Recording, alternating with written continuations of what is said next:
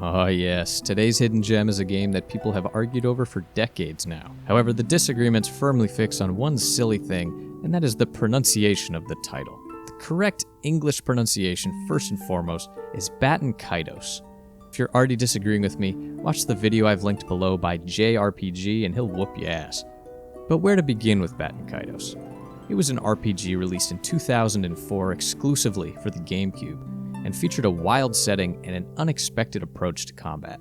It was co-developed by Monolith Soft and Tri-Crescendo, and then published by Namco.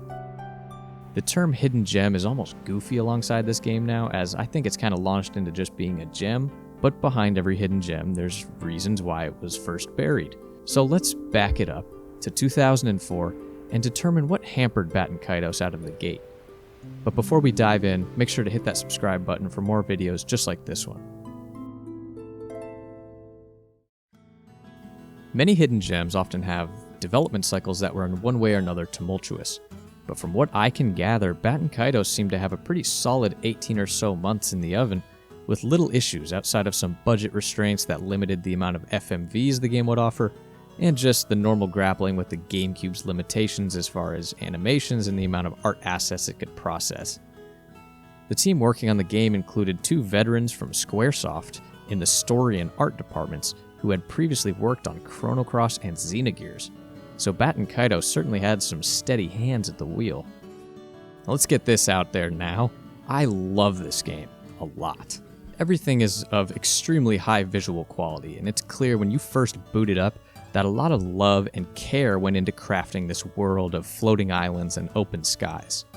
The music is nice, and the story is decent, if not a bit generic sometimes, but it definitely offers some nice twists in there as well. But let's talk about cards. Cards pretty much replace everything that in a typical RPG would be your items, attacks, magic, I mean everything. This seems a little odd at first, because it kind of is, but once you get a few hours in and get used to the flow of combat, it becomes slightly more comfortable. I think this might, though, be our first look at what made this game different, you could say, for the time that it came out.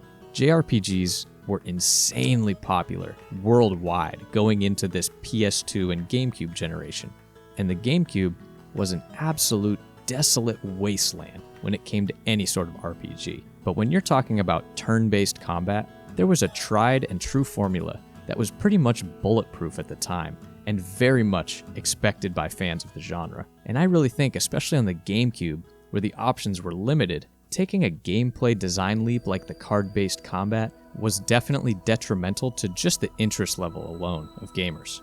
Though there was another card-based combat RPG that I'm sure we'll cover in this series someday as well. This was also the time of rising popularity of action RPGs, and Baten Kaitos wasn't necessarily lending itself to fans of that either. It's not that the gameplay is bad, or too weird, or even that experimental, but just that it may turn some folks away initially because it's kind of niche. Another huge reason for the game's weak sales, I believe, was just the target audience. Back when I was in middle school, there were GameCube kids, and there were PlayStation kids. And of course, soon to come, Xbox kids. But PlayStation kids bought that system because of the games they were excited for, and the same for the GameCube. When Monolith Soft decided to bring their next project away from the PlayStation systems, I think they were leaving their target audience behind a little bit. Overall sales for the GameCube were just flat out bad compared to the PS2, and in my estimation, most GameCube owners were playing the Nintendo staples. There were a handful of games that thrived on the system in the same vein, but again, those were games that either had a recognizable franchise name attached, stuck to the RPG classic features, or were pushing toward the popular action RPG genre. That kind of left Baten Kaitos just floating there, with I think many GameCube owners just not really knowing what the deal was. Time, however, has been very kind to Baten Kaitos. As GameCube collecting has just exploded, there are more people able to play some of these underappreciated games, even if it's on an emulator or something. It seems that over the years, the games that took a few risks are eventually rewarded with a cult following.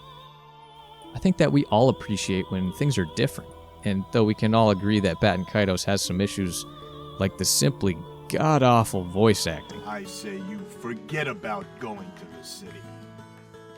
Take the liner back home to your mommy. It definitely has begun to stick out as a game worth coming back to. Thank you very much for watching this video. Remember to hit that subscribe button down below as it really helps out. And let me know what other hidden gems you'd like to scoop on next. Until next time, peace.